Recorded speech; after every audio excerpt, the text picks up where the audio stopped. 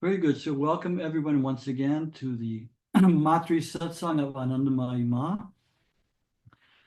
Gloria will be here in a minute. She's just finishing our sick good water. We have a smaller group today, and I'm using for the first time a new computer as my first Apple, which I have no idea how to navigate. So please be patient with me. So and I have to give the disclaimer that we are recording this session, and we do put it on our YouTube website, Anandamayi Ma Satsang West, for devotees to see and access these readings and talks that we'll be doing. So if you do participate, you will be recorded, but I hope everyone is very open to participating. So we always like to think, why are we doing this? Why are we meeting with Ma? Who is Anandamayi Ma? What is Anandamayi Ma to us? And we know that when we tune into Ma, and she is aware of us, she was aware of us before we started. So we're tuning into her. And when we tune into Ma, she sets everything straight. She makes everything right. And that's the important thing.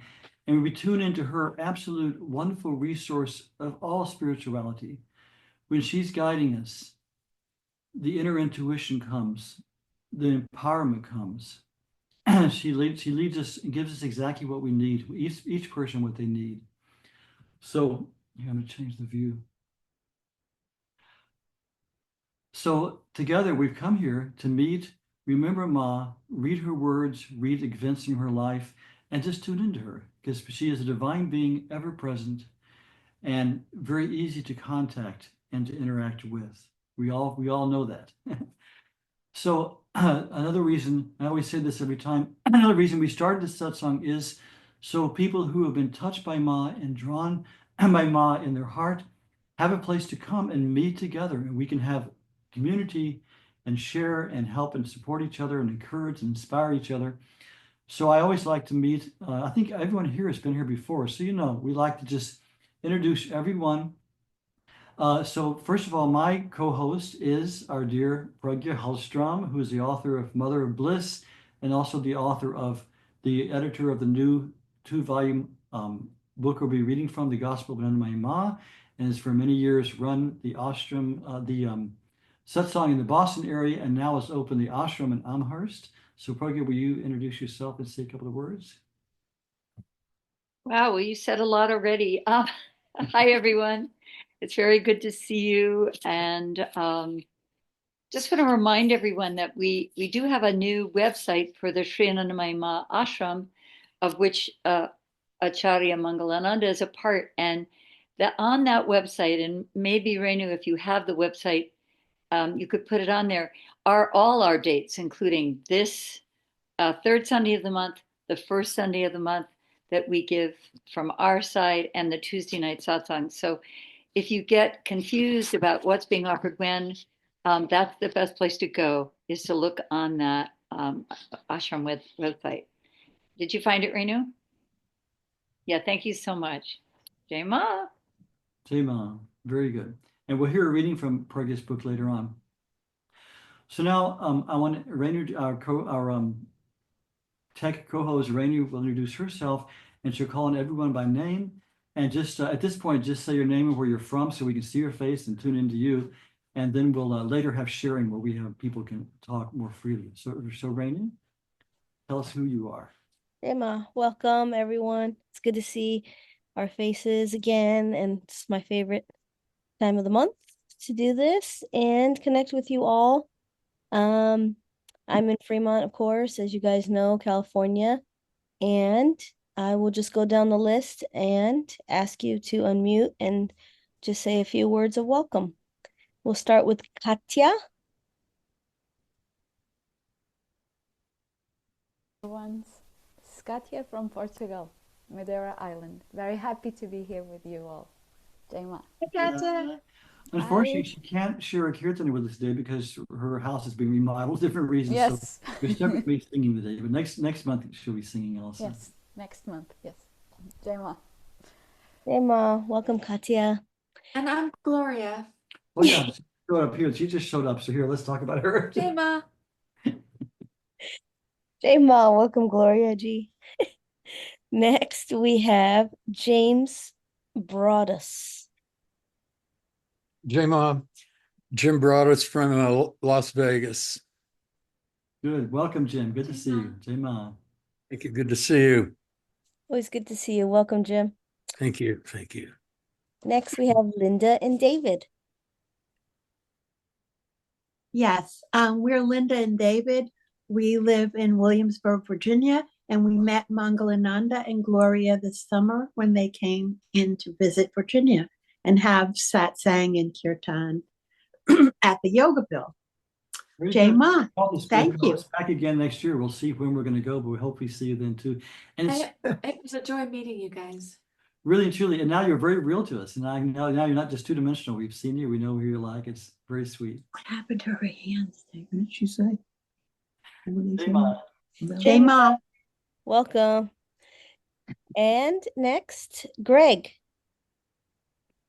Hi, I'm Greg. I'm from Rio Rancho, New Mexico. Welcome, Greg. Is this your first time with us? No, it's not. Okay, good. Well, happy to see you again. Jai Ma. Hey, Ma. Welcome, Greg. I love that picture behind you. It's my favorite. Next, we have Julia or Shama. Namaste, everyone. Jai Ma. And I'm in snowy white Ontario, Northern Ontario. Everything is very white and red. Lots of Christmas carols. Good to see you always, Shama. Very good. Merry Christmas and welcome, Julia, Shama. Next we have Nishkala. Hello, everyone. I'm in the Finger Lakes of New York. Welcome, Jai Ma. Very good to see you. And great to be here. Welcome, Nishkala. Next we have Yatesh.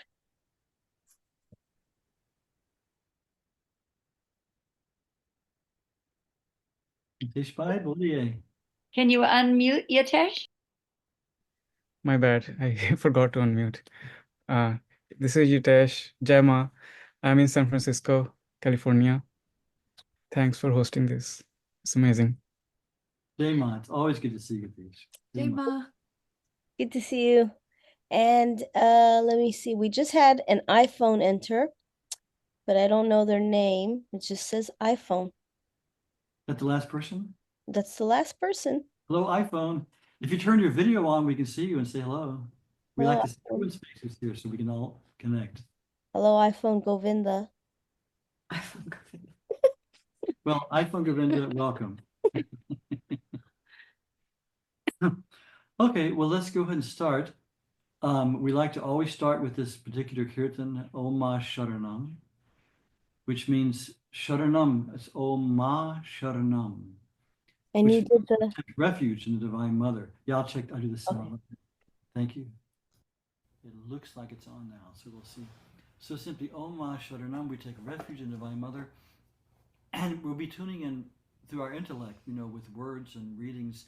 But let's tune in with our hearts now and feel Ma's presence with us, and how her care and love and concern for us, and how she's right here. We just need to turn around and look and see her.